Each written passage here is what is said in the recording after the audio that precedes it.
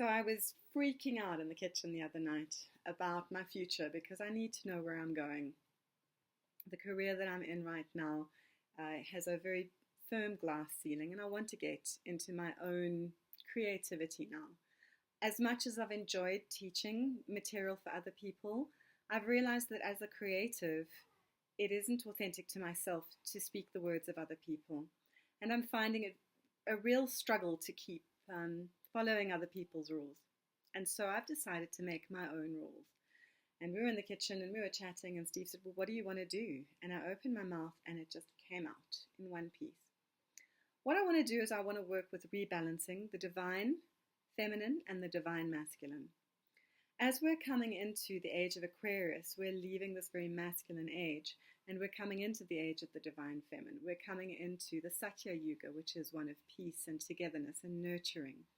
The age of Aquarius is going to be about community and loving each other and being kind to each other. And as such, we need to find a place where masculinity doesn't have to be in a warlike, angry space. It becomes a much more loving masculine. And where femininity, which is coming from such a wounded and vulnerable place, is able to stand up in power, in partnership with the divine masculine. And again, it's interesting, feminism has had a really bad rap over the years. I consider myself a feminist, but I think that there's been a push from forces outside of ourselves to create division and to create sort of conflict between us. And we've seen this playing out over the last 40 years, over the last thousands of years. But very recently, we've been seeing a much more focused push towards getting people to be on opposite ends of a binary and learning to other each other and to hate each other. And so while I have an understanding of terms like toxic masculinity, I don't know that they're always helpful.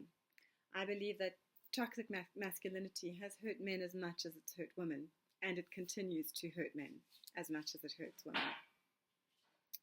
If we have a belief that one has to be warlike, angry, and aggressive and territorial to maintain some version of power, that doesn't leave space for nurturing, kindness, love, empathy, and growth. At the same time, the male energy is very good for some things and the female energy is very good for some things. Man cannot be woman and woman cannot be man. In this regard, we do definitely need these energies to balance each other, and only then can they come into complete wholeness. And we also need to balance the feminine and the masculine energies within ourselves to come into complete balance.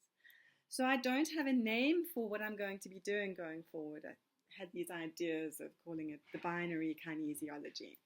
And I like that because really what it is it's about balancing that binary nature within us, balancing our own duality so that we're able to see that within the yin and the yang is the opposite. And in the elements, in the 5 elements, each element contains not just each meridian containing an aspect of the other, but each meridian actually contains aspects of every single other meridian in the body. We are all microcosms, and in everything we become microcosmic. And going forward, if we can find a way to balance ourselves, our own yin and yang, our own binary nature within ourselves, we're able to have that ripple out to the further community. And we start balancing within our families, and then we start balancing within our communities and within our cultural groups and our countries eventually. So very excited to start writing this program. I've already started. I've written down 2 complete protocols, which I'm testing out already. And going forward, I'm hoping that we can find more exciting ways to help people upgrade their DNA and their cells and evolve in real time into the world that we belong to, the world that we are creating, the world of future humans.